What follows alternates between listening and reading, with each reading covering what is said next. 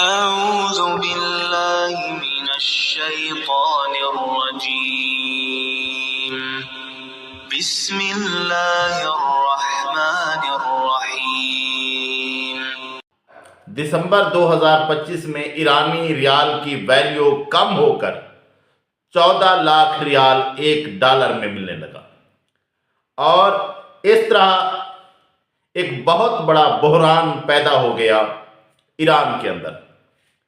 لوگوں کے لیے مہنگائی اتنی ہو گئی کہ بعض اشیاء 70% مہنگی ہو گئی۔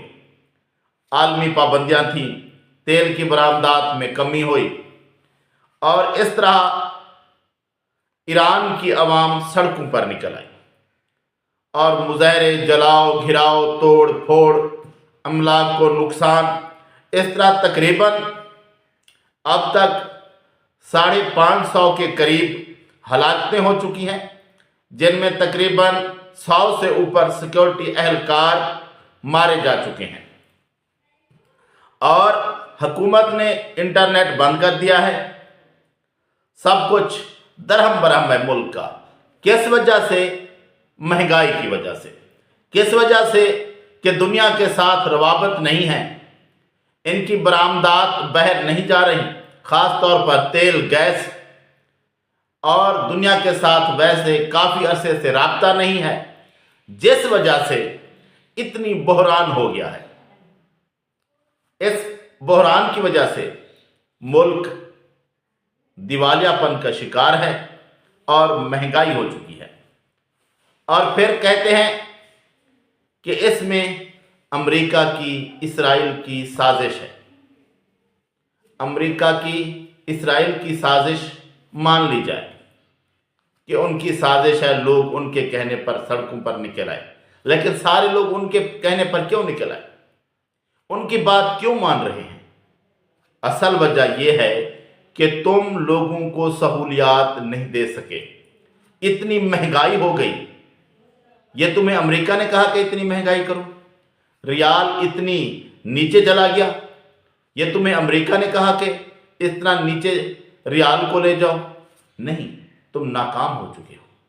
جب کوئی ریاست ناکام ہو جاتی ہے تو پھر لازمی بات ہے باہر کے طاقتور لوگ اس کو پریشان کرتے ہیں، اس پر قبضہ کرنے کی یا اپنا نظام لانے کی کوشش کرتے ہیں۔ یہ تو پہلے سے ہوتا آ رہا ہے۔ کہتے ہیں کہ نہیں، یہ امریکہ کے آگے خامنائی صاحب ڈٹ کر کھڑے ہوئے ہیں، امریکہ کے آگے کھڑے ہوئے ہیں اور روس کے آگے لیٹے ہوئے ہیں۔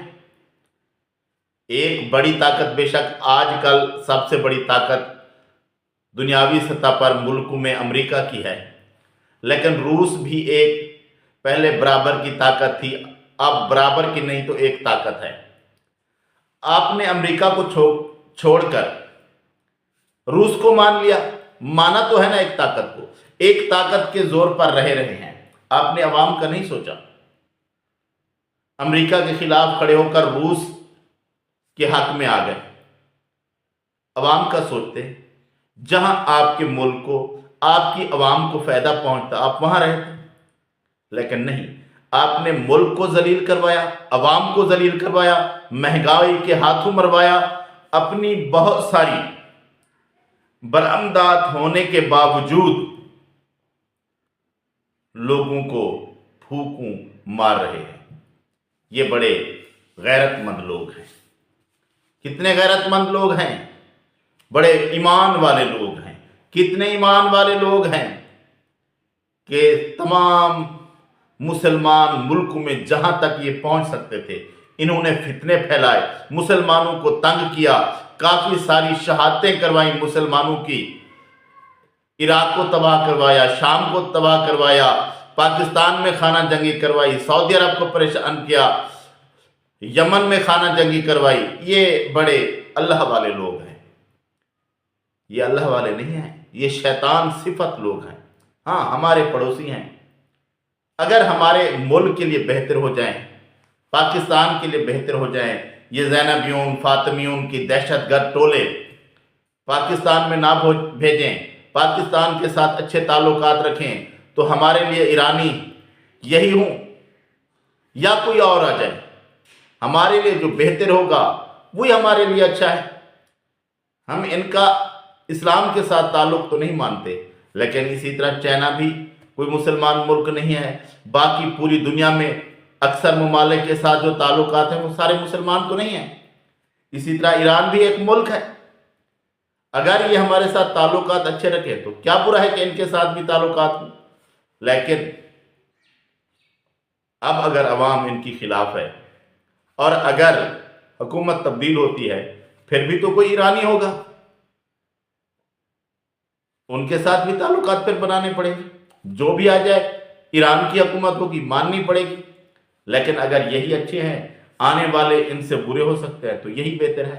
लेकिन ये जो निज़ाम सारा खराब हुआ पड़ा है, ये कसूर किन का है? ये इन्हीं का है ना। इनसे तो पाबंदियां लगी हैं भाई, इनसे तो हमारे वो जरदारी, बेनज़ीर, नवाज शरीफ कई दर्जे बेहतर थे। पाकिस्तान पर भी पाबंदियां लगती रही, लेकिन ऐसे हालात कभी नहीं बने। पाकिस्तान ने एटमी धमाके किए, सैंक्शंस लगी, लेकिन इस तरह के बुरे हालात पाकिस्तान के कभी नहीं हुए। तो फिर तो मैं यही कहूँगा कि इस खामनाई की क्या औकात, ये तो हमारे नवाज जरदारी के जूतों के बराबर भी नहीं है कि जिन्होंने मुश्किल हालात में मुल्क को चला लिया, लेकिन इसने जो मुल्क ईरान का बेड़ा गर्क किया, इस तरह का बेड़ा गर्क किसी ने पाकिस्तान में नहीं किया। बुरे होंगे जैसे होंगे, लेकिन इस जितने बुरे नहीं हैं कि इसने मुल्क को तबाह बर्बाद कर दिया है।